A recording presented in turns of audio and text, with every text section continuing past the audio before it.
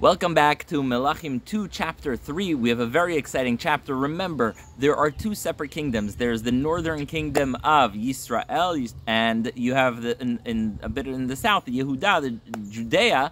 You have another kingdom. So who's the king of Israel? His name is Yehoram, the son of the wicked king Achav, the famous Achav and Izebel. And their son is Yehoram. He's the king of Israel.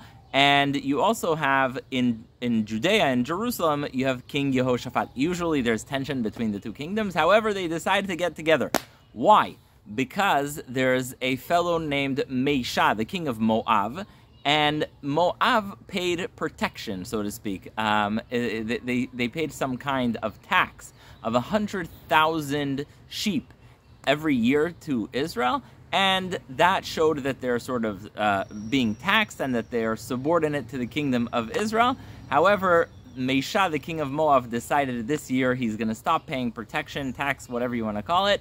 And so that's an official rebellion. So the king of Israel, Yehoram, the king of Israel, comes to Yehoshaphat, the king of Jerusalem, and he says, look, I know we're usually not the best friends, but why don't we get together and go and fight this guy? Sounds good, right? You want to get the guy who's not paying you and you split the spoils? So they decided they're going to get together. All right, now they decided two kingdoms is not enough, and so they turned to the king of Edom, which is sort of the neighbor of Moab on the other side of the Jordan, where the country of Jordan is today. And they say, why don't you join us? We're going to war with Elisha, the king of Moab, and we will, we'll defeat him. Now, it's interesting. One of the amazing things about this chapter is it's actually documented in something called the Mesha tablet. They dug up a tablet written by Mesha. He gives us a different version of his own victory, but we'll get to that. Anyhow, so you have three kings, right? You have the king of Israel, you have the king of Yehuda, and you have Yehoram, the king of Israel, you have Yehoshaphat, the king of Yehuda, and the king of Edom, and they're all ganging up on Mesha, the king of Moab, to get their taxes.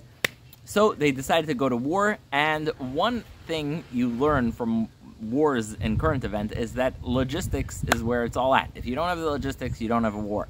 And they didn't have the logistics, so they end up on the other side of the Jordan, in the deserty and barren lands in Jordan, and nobody has water. 7 days, they're stuck without water. Can you imagine that? 7 days without water?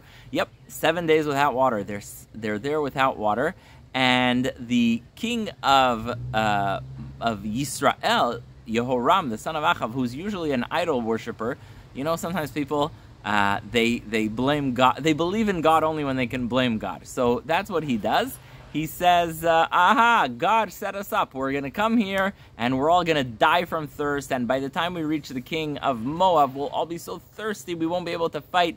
God has set us up in a trap to bring all of us down, the king of Israel, the king of Yehuda, and the king of Edom. And so he says, he turns to the king of Yehuda, who's a bit more religious and more Jewish, doesn't worship Avodah Zarah. And he tells him, is there anyone here, a prophet of God, that can help us out in this situation that God put us in? And he says, actually, there happens to be. And here's our guy, Elisha. He says, there's this guy, Elisha, and why don't you bring him over? So the three kings, imagine those three kings, they're sitting there, and they call over Elisha the prophet. Now, Elisha, remember, is an arch enemy of the king of Israel, because the king of Israel worshipped Avodah Zarah. Achav tried to kill Eliyahu. And basically the king of Israel doesn't like prophets of God. So he says, he comes in front of him and he says, look, I wouldn't even talk to you. Pretty passive-aggressive or actual aggressive. He says, I wouldn't talk to you. But you're here with the king of Yehuda, who's a nice guy and generally believes in God of Israel, of the Jewish people, and so I'll go for it. And he says, you know what, I've been very depressed, so I can't really say a prophecy of God because I can't say it while I'm depressed. But I'll try. I'll do my best. So bring someone who can play some music. And famously, the verse says, "V'hayaken again hamen again." When the guy who was playing music started playing it, "Vatehi alav ruach Hashem." The Spirit of God rested on him, and so the Spirit of God is on him, and he has a prophecy. And Elisha says, "Listen to me, friends. There will be no rain. There will be no wind. There will be no storm, but there will be there will be water given to you from God. And indeed, the wadis, you ever see those wadis near the Dead Sea or in a deserty area, like imagine like you would have in Arizona around the Grand Canyon, a place that's dry, a valley, a wadi that's dry, but if there's rain, it fills up with water. Anyhow, no rain, no wind, no clouds, nothing.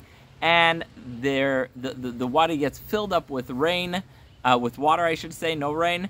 And the three armies of Yisrael, Yehuda, and Edom get to drink.